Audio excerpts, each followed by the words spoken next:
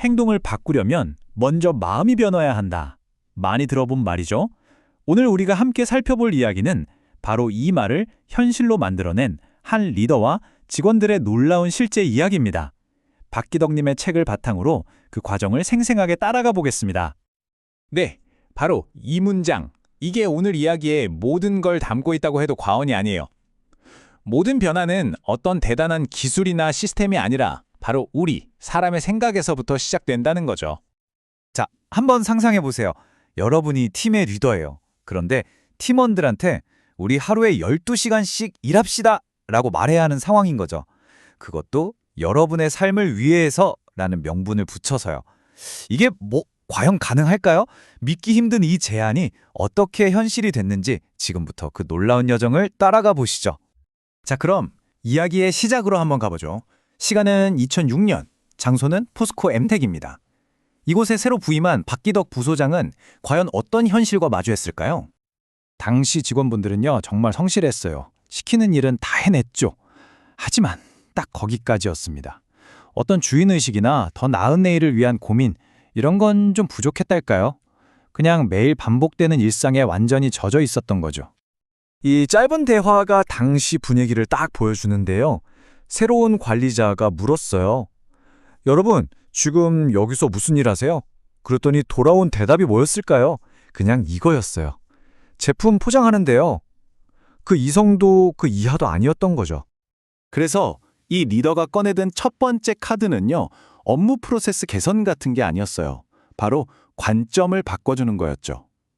여러분들이 하는 이 포장 작업이 그냥 단순 노동이 아닙니다. 전 세계 고객들이 처음으로 만나는 포스코의 얼굴을 만드는 정말 중요한 일입니다. 라고요. 와, 진짜 변화의 시작은 이런 거구나 싶죠? 시스템이 아니라 일의 의미를 찾아주는 것. 바로 여기서부터 모든 게 시작됐습니다. 자, 이렇게 직원들 마음속에 자부심이라는 불씨를 지폈어요. 그럼 다음 단계는 뭐였을까요? 바로 낭비와의 전쟁이었습니다. 근데 여기서 말하는 낭비는 우리가 흔히 생각하는 쓰다 남은 자재 같은 게 아니에요. 훨씬 더 넓은 개념입니다. 가치를 만들어내지 않는 모든 행동. 그러니까 불필요하게 움직이는 시간. 심지어는 낭비되는 우리의 노력까지. 전부 다 낭비라고 본 거죠. 이 낭비라는 개념이 얼마나 대단한지 보여주는 아주 유명한 일화가 하나 있죠. 어떤 개선 전문가가 자타공인 완벽하다는 도요타 공장에 찾아간 거예요. 토요타 사람들 속으로 생각했겠죠. 아니, 우리 공장이 완벽한데 무슨 낭비가 있다는 거야? 다들 어리둥절했을 거예요. 근데 그 전문가가 뭘 지적했는지 아세요? 정말 충격적입니다. 작업자들의 눈동자가 불필요하게 움직이고 있습니다. 와, 정말 소름 돋지 않나요? 그만큼 아주 작은 비효율까지도 개선의 대상으로 봤다는 뜻이죠.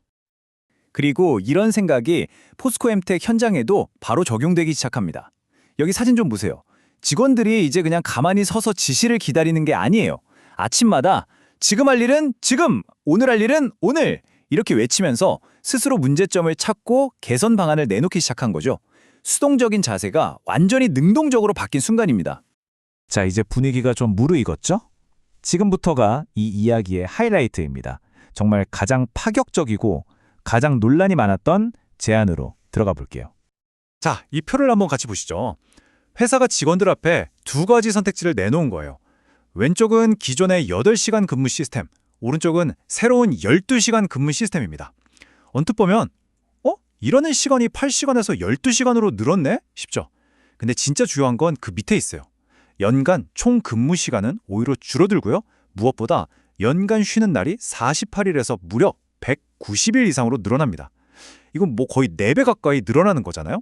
정말 파격적인 제안이었죠. 이게 바로 그 새로운 4조 2교대 근무 방식인데요. 도표가 좀 복잡해 보일 수 있으니까 제가 쉽게 설명해 드릴게요. 기본적으로 11일이 한 사이클이에요. 먼저 주간 근무를 12시간씩 3일 하고요. 그러고 나서 3일을 통째로 쉽니다. 그리고 다시 야간 근무를 12시간씩 3일 하고 또 3일을 쉬는 거죠. 핵심은 간단해요. 일할 땐 빡세게 집중해서 하고 쉴 땐 아예 푹 쉬자는 거였습니다.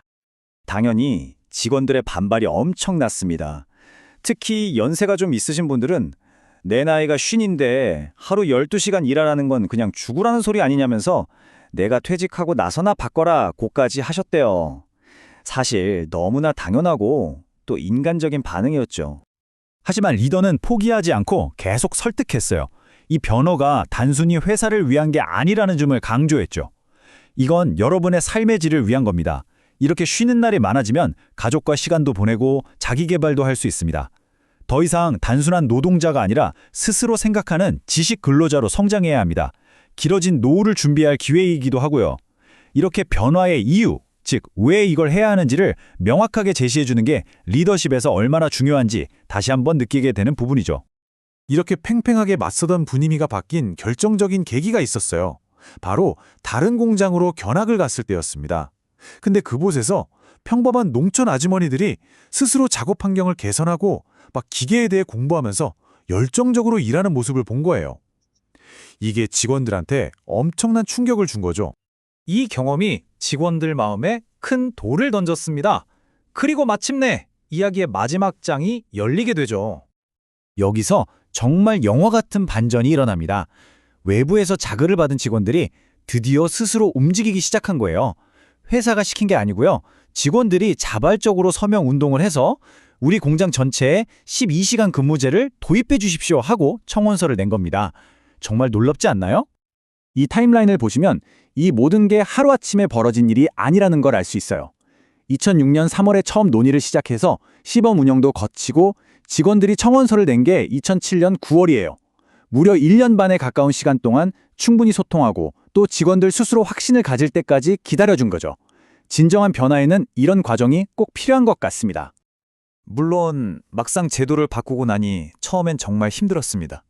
처음 몇 달 동안은 다들 녹초가 됐죠.